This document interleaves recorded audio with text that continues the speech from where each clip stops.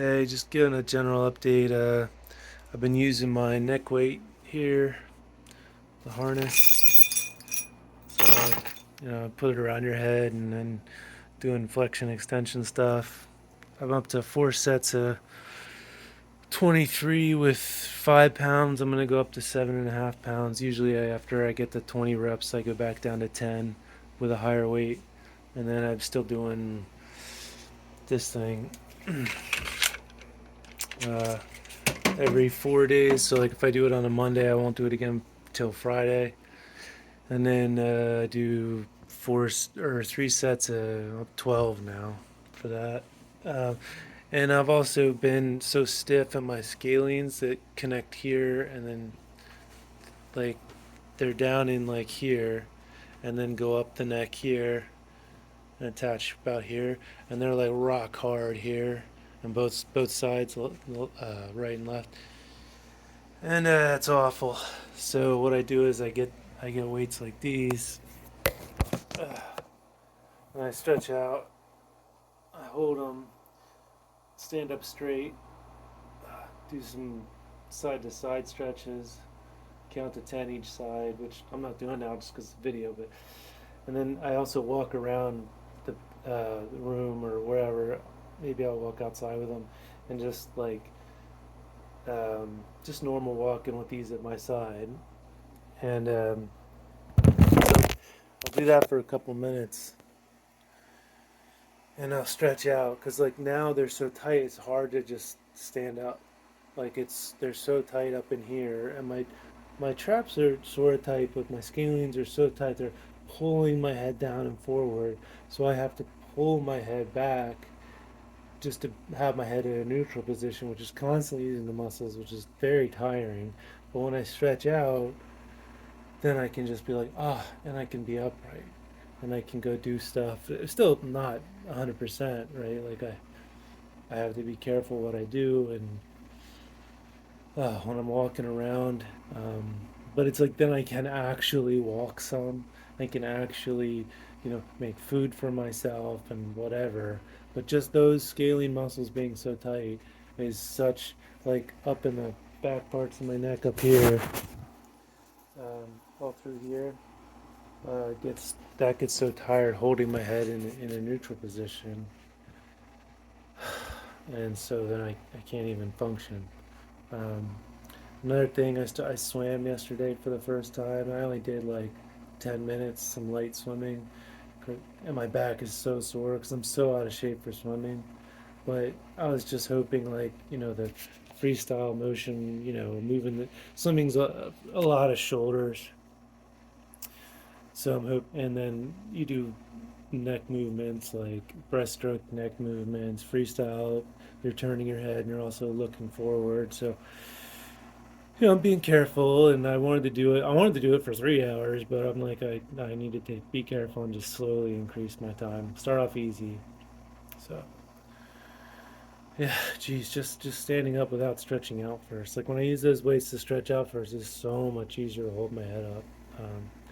But I've been walking around more, getting a lot. Like every time, basically, I sit in this chair here, or I lay down, and every time I get up, if I get up to go to the bathroom, I might not stretch out, but like if I'm like, okay, I'm gonna get up and go shower, or I'm gonna get up and go down to the barn just to like be outside for a little bit, or just whatever, walk to the mailbox, or if I'm getting ready to go to the gym to swim or something, like then I stretch out. I stretch out my shoulders for like a good 2 minutes with those are 12.5 pound weights, but I was using tens, but whatever.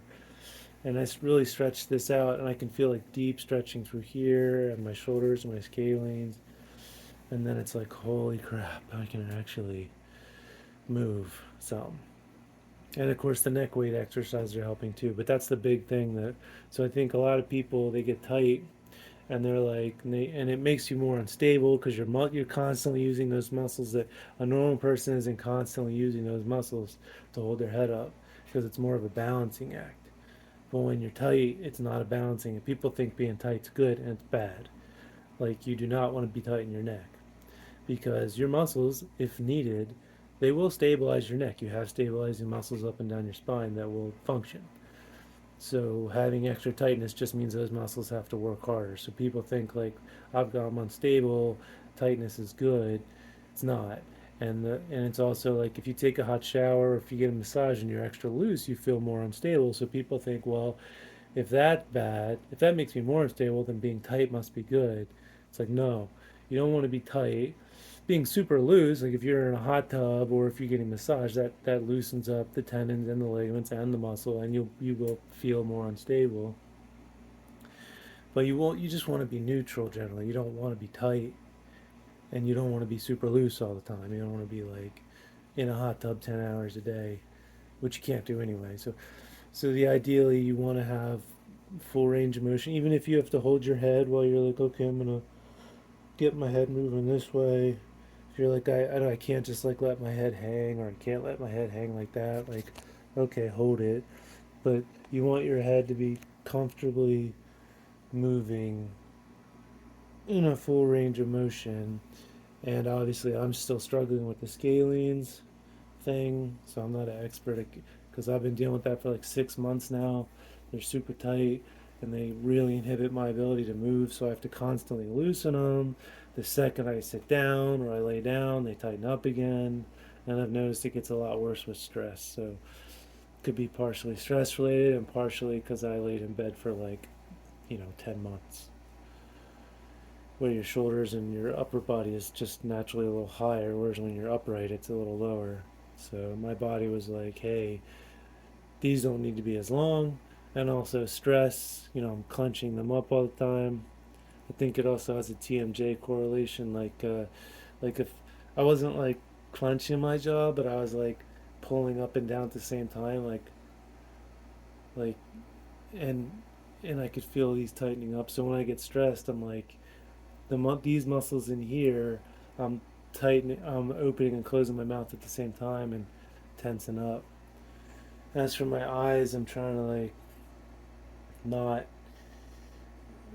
like I did have eye injuries looking down, and I did have my actual like that was the eye muscle under the eye, and then I did have because I was not able to move my neck, and I was looking straight down while my head was up, constantly straining my eyes, and that hurt the looking down part, which hurt focusing on things up close.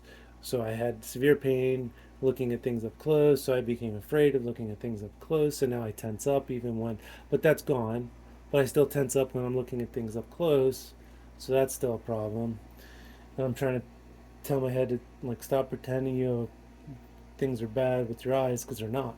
Stop doing that. Stop tensing up. I have to tell myself that. And then also my eyes had windburn from riding my bike all the time because that was the only thing I could do. So I overdid that, and then I wear goggles now, but my eyes were hurting, so now I was squinting all the time. So I'm like squinting every time that little bit of air touched my eyes. Um, Tensing my eyes up every time I'm looking at something up close, and then that's hurting all the muscles around my eyelids. So that was causing. I'm trying to overcome that, which is a psychological issue now, because those injuries have healed, but I'm still tensing up.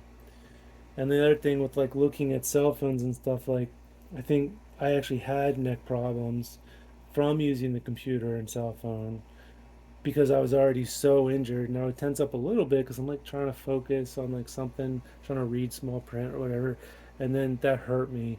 But then now every time I'm looking at a phone or a computer, I'm like locking up my neck and it's tensing up and it's hurting really. Like even if I look at my phone for like 30 seconds, it'll just like tense up really bad, and I'll feel the muscles deep in there, and like they hurt and they burn, and then I can't hold my head up, and they're pulling on the ligaments and pulling on the tendons. So I think that's what happened. I got injured, and then when I was using my computer and my cell phone, I made it really bad because I was tensing up all the time. So now it's like I use it very sparingly. So speaking of which, I'm gonna sign off, post this, and then not use it the rest of the day. And I basically wrote down on a piece of paper, like to try to ease myself back into it. The only way I can defeat the psychological component of tensing up when I'm using the screen is to just be like, all right, I'm using it for like every 4 days, just like my exercise. I'm using it for. I start off with just 1 minute cell phone, 1 minute computer. Then the next time, 2 minutes cell phone, 2 minutes computer. And I don't use it in between. I'm not looking at it in between. So I'm only having pleasant experiences, and then I stop. And I'm not worried like, oh, like what if I use this too much? I hurt my neck again, and I'll be bedbound again for 10. But I'm like, no, it's fine. I used it for 2 minutes last time. I'm putting a timer on, and I'm going to use it 3 minutes this time, and then I'm stopping. And that's really helping me defeat the psychological parts. I don't automatic, because I could read a book and it doesn't happen. But as I look at a screen, I'm like, oh no, because cell phones are highly addicting and computers are highly addicting. So I would often be pushing through the pain and not realize it. And then I was injured, and I feel like had to recover for a week. So I was like, okay, I can't. I have to make it so I'm not stressed, basically. So that's my goal. So that's my strategy to achieve that goal. And but yeah, I still can't work. It's just I don't know. Maybe if I, work doing swimming for a couple months, and I get to the point where I could do that for an hour or two. I could like teach a swim lesson. I don't know. But right now, I go down to the barn. I'm upright every hour. Oh, I've also been sitting. So I got this chair here, a computer chair, unsupported. I'll sit in that. Right now I'm up to 4 minutes every hour. So I have 1 minute every hour. So I 60 minutes. Timer will go off. I reset the 60-minute timer, and then I do 1 minute of sitting. So there's no gaps in the 60-minute timer. It just goes. So every hour I'm sitting for 1 minute, and then 59 minutes I'm supported. And then the next week I was like, I'll increase it to 2 minutes. So then I do 2 minutes unsupported sitting, because that's really hard. Like I've been standing because I had to stand a lot for going to the bathroom, but a lot of people I know with CCI, they can't sit unsupported because you just don't do it because it sucks. So you just never do it, and so those muscles become very weak and atrophied, and you can't sit. So I was like, okay, every week if I increase it, that'll be 1 minute unsupported, 59 supported, 2 minutes unsupported, 58, like that. 3 minutes, 57 unsupported. So like that. And then over time, each week, that's significant because, like, when you get to, then you're doing 10 minutes, and I only do it for 10 hours probably on average. Not six, because I might be up for 16, but I only do it for 10 hours. So 10 times a day, if I'm doing like 10 minutes, that's 100 minutes sitting unsupported, which is a lot more than just 10 minutes unsupported. So that's huge progress, even if it takes 10 weeks. That's actually a lot of progress. It doesn't sound fast, but it's doable. And I've been getting stronger because I'm only increasing it 1 minute at a time, not injuring myself. Whereas before I was just like pissed off and frustrated, and I'd try for an hour and then I'd be injured. So I'm just like, this time I'm doing a minute increase every week, and my body's adapting. So, and I'm still doing curve correction. I got X-rays, but my curve's still straight. I still have lost a curve, but I'm at 23 minutes, and I really need to be at a half an hour, and then I'll start to see more permanent progress with the 15-pound neck weight, this thing. Jesus, I'm sore. That thing. So like, if you don't know,